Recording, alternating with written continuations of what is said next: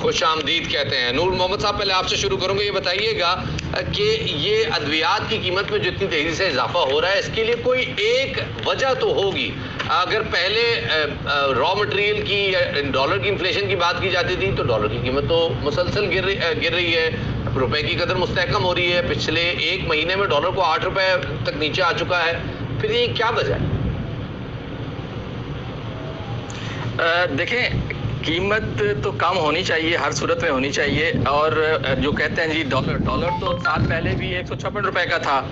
और जो raw materials है, पूरी दुनिया में बहुत सारे रॉ मटेरियल्स जो जान बचाने में अद्वियात के रॉ मटेरियल्स हैं, ब्लड प्रेशर के और हार्ट के मरीजों के, वो उनकी कीमतें कई गुना कम हुई हैं। जो $7,800 का केजी था, अब वो $700 का है। मतलब कि कई गुना रॉ मटेरियल्स की जो है ना 10 गुना कमी है। असल बात ये है जी, इसके सबूत जो है मैंने आपके स्टूडियो में भेजे हुए हैं, आप उसको चला सकते हैं, ऑफिशियल डाटा है। अब बात ये है कि एक तो हमारे जो रेगुलेटरी अथॉरिटी है वो कंधा इस्तेमाल करती है वज़ीर आज़म का, हर उससे अब खुद जो है ना वो काम करते नहीं। 7 मार्च से लुक आफ्टर बेसिस पे जो आसिम रऊफ साहब बैठे हुए हैं 1.5 साल से, 3 माह के लिए आए थे। अब उनको कोई, हमारे पास कोई प्रॉपर CO ड्राइव नहीं है। एक दूसरी बात यह है कि हमारे पास अद्वियात का चेक करने का, प्राइस चेक करने का मैकेनिज्म सिरे से मौजूद नहीं है। होना तो ये चाहिए कौन सी दवा कब बढ़ी, कब उसकी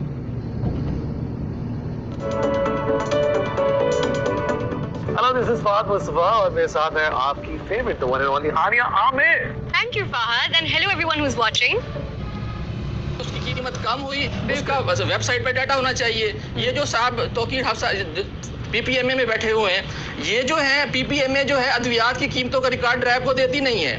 3 जनवरी 2017 को ड्राइव ने लेटर लिखा है इनको कि भी अद्वियात की कीमतों का रिकॉर्ड दें। और क्या है, फिर उन्होंने 26 मार्च 2019 को लेटर लिखा है, इन्होंने अद्वियात की कीमतों का रिकॉर्ड नहीं दिया। अभी 16 जुलाई 2020 को लेटर लिखा है रेगुलेटरी अथॉरिटी ने। ये तो इनकी आपस में फार्मास्यूटिकल कंपनीज और रेगुलेटरी अथॉरिटी की आपस में मिली भगत है। तो ये आए रोज जो है ना कीमतें बढ़ाते रहती है। मुझे बताएगा इसको कोई जवाब ऐसे डॉक्टर साहब नहीं आता? नहीं, असल में होता यह है कि जो रेगुलेटरी अथॉरिटी है मुकम्मल तौर पे इनके फार्मास्यूटिकल्स के मुफाद के लिए काम कर रही है, पब्लिक इंटरेस्ट के लिए कोई फैसले वहाँ पे नहीं हो रहे।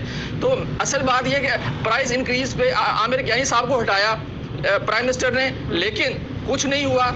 लेकिन कुछ चेयरमैन ने नोटिस लिया, कुछ नहीं हुआ। बात करेंगे चेयरमैन फार्मास्यूटिकल मैन्युफैक्चरर्स एसोसिएशन तौकीरुल हक साहब हमारे साथ मौजूद हैं। तौकीरुल हक साहब, आपसे ये जानना चाहिए